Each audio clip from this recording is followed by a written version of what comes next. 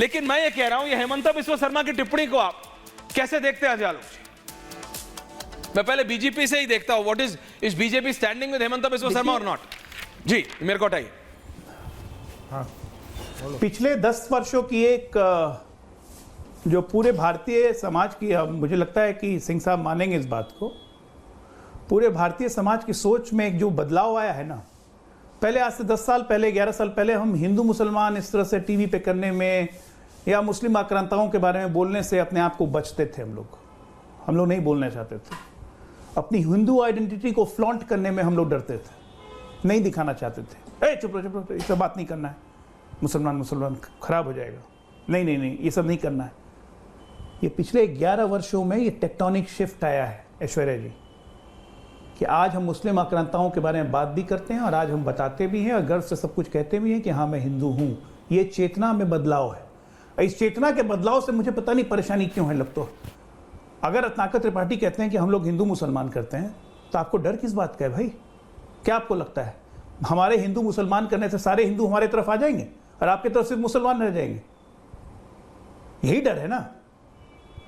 तो इस डर की भावना को बल ही आप इसलिए दे रहे हो क्योंकि आज तक 70 साल से आप सिर्फ मुसलमान करते आए।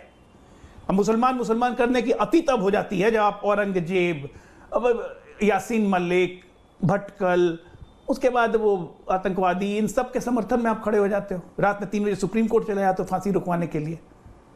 तो मुसलमान प्रेम करते करते, चाहे शाहबानों का प्रेम हो, चाहे कॉन्स्टिट्यूशन का प्रेमबल बदलने का फेर हो, चाहे हिंदू कोड बिल को नष्ट करने की जरूरत हो, चाहे वक्फ बोर्ड लाने की जरूरत हो, इस देश के इतिहास में ये लिखा हुआ है मुसलमान।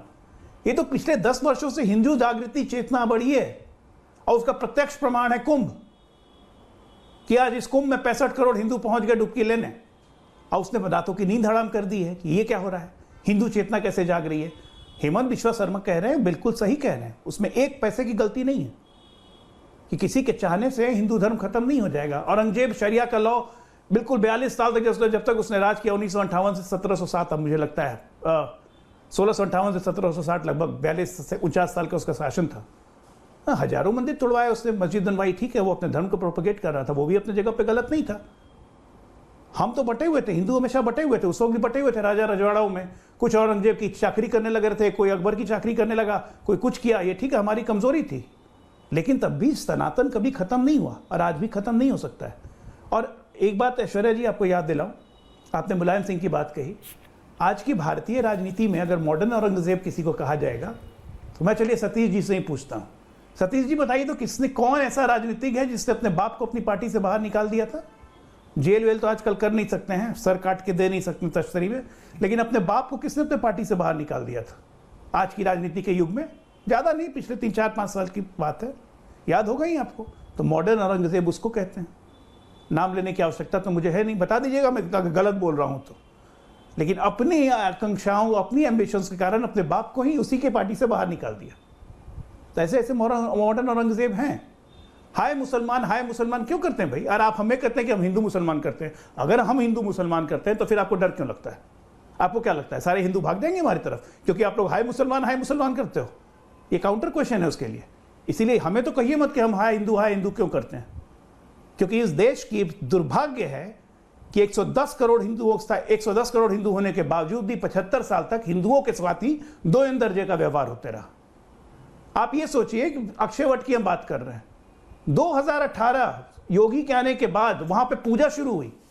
किससे रोका था पूजा करने के लिए? वहां पर क्यों रोका गया था पूजा? वहां पे अक्षय वट पे किसको तकलीफ हो रही थी अक्षय वट से?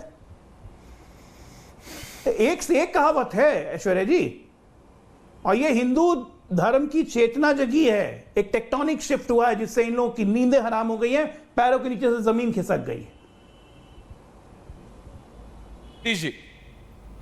सतीश जी, इसमें हेमंत बिस्वा शर्मा या योगी आदित्यनाथ या नरेंद्र मोदी जैसे लोग जब इसका नेतृत्व कर रहे हैं तो स्वाभाविक है कि और दिक्कत होगी। ओके अजय दादा, दीपक दादा आ रहा हूं, सतीश के सिंह जी, रत्नाकर जी आ रहा हूं, पंकज सर आ रहा हूं, बोलिए।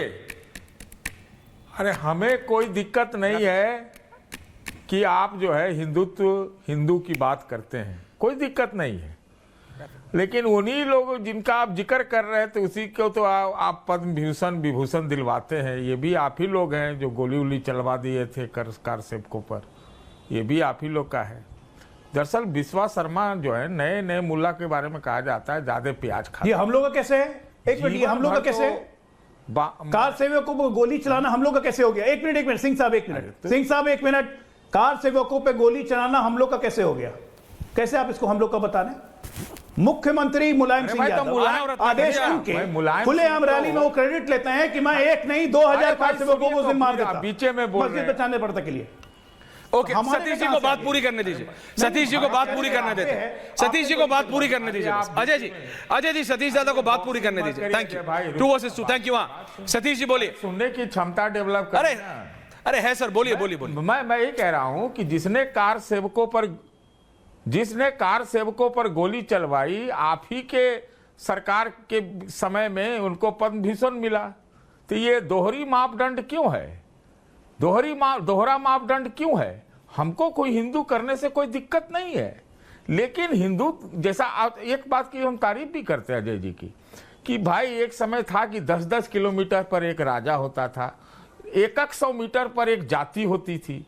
तो ये हिंदू सनातन धर्म के भीतर जो जाति व्यवस्था है उसमें गड़बड़ियां थी और सुधार हुआ है, लेकिन आज भी हाल वही है, आज भी हाल वही है। आप जिसको वामपंथी, अर्बन नक्सल, पता नहीं कौन कौन कहां से गढ़ के लाते हैं सब नाम, ये नहीं है। जो आमपंथी है, आमपंथी वालों की भी बात कीजिए। वामपंथी जो है, लेफ्ट लिबरल आम खाने वाले होते तो मैं आए, उससे हो गया। अरे हम आपसे पूछते हैं, एक मिनट मैं पूछ रहा हूं, पूछिए सर। 2 सवाल पूछते हैं। 2 पूछिए। 11 साल में आपने एक भी मुसलमान को हिंदू बनाया क्या? अगर होगा तो 5, 6, 7, 8 गिनती होगा। लेकिन 80-20 की राजनीति करते हैं और कहते पूरे देश की बात करते हैं। अरे तरीके बदलने पड़ेंगे। हम मानते हैं कि बहुत मुस्लिम अपीजमेंट हुआ है, इन लोगों ने किया है, विपक्षी पार्टियों ने, लेकिन आप तो देश का सोचो। अब तो उससे आगे बढ़ो। वोट तो हो ही गया, लेकिन आप सोच रहे हैं कि विश्वास शर्मा कोई वो तो जीवन भर तो वो कांग्रेसी रहे, अचानक से नया पाला बदल के बोली छोड़ रहे हैं। भाई समझो, देश को मजबूत रखना है तो हो रही है, साथ ही लेके चलना पड़ेगा, तब सबका विकास होगा और तब आप विकसित भारत की बात करते। Point taken. दीपक दादा, उसके बाद रत्नाकर जी एक एक करके। Thank you. आप सारे सीनियर लोग हैं, सबको टाइम दो। दीपक दादा, देश को मजबूत करना है तो पहले सतीश के सिंह जी को मजबूत करना पड़ेगा, उससे अरे बहुत मजबूत होगा, मुझे ऐसा ही लगता है। स्टूडियो में आके टपली मार देंगे मेरे, डांट देते हैं ऑलरेडी, पता नहीं आपको कि